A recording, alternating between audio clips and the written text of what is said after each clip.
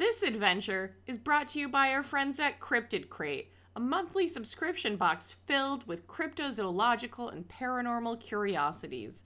Visit their website at cryptidcrate.com and use discount code SATURDAY for $10 off your first monthly subscription and 10% off any non-subscription purchase for your first order.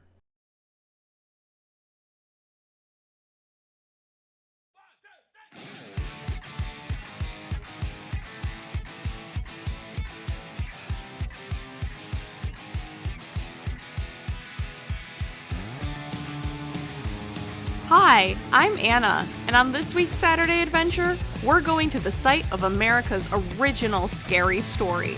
I'm here on the east side of the Hudson River, about 45 minutes to 3 hours north of New York City, depending on the traffic. Originally known as North Tarrytown, this quaint village overlooks the brand new Mario Cuomo Bridge. The village's original name, North Tarrytown, was largely related to its proximity with nearby Tarrytown, which had become an attractive retreat from the city for well-to-do New Yorkers who kept the area a secret for themselves. While such famous and important people as Samuel Gompers and the lesser-known co-founder of Standard Oil, William A. Rockefeller, are interred in the cemetery, I had come to meet the man that made the North Tarrytown Cemetery famous in the first place. After being humiliated at a Halloween party, a local schoolteacher was riding his horse home through these woods. Out of nowhere, the teacher was set upon by a malevolent spirit atop a giant black steed. The ghost chased the teacher to a covered bridge in the shadow of the old Dutch church. Everyone knows spirits can't cross over running water, but the terrifying specter was not done. Rising up on his horse, the ghost hurled what appeared to be a flaming head at the teacher.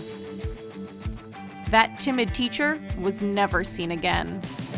All that remained the next morning were the shards of a broken pumpkin on the far side of the covered bridge.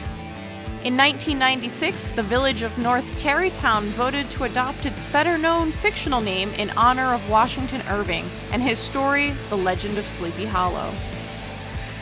Irving's twist ending got spoiled when a certain mouse-fronted animation studio produced their version in 1949.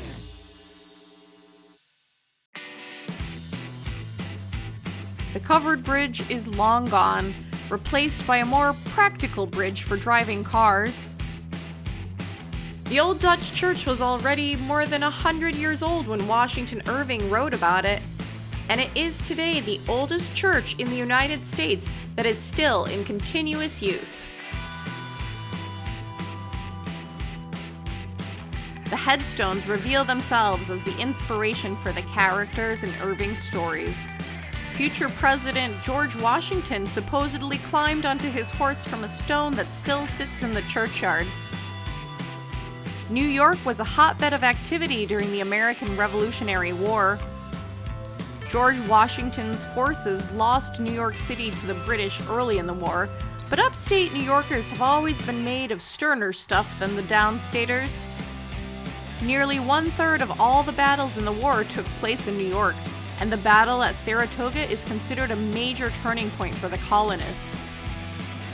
As a child, I was told stories in school about forgotten cannons that would periodically re-emerge from being buried in the streams.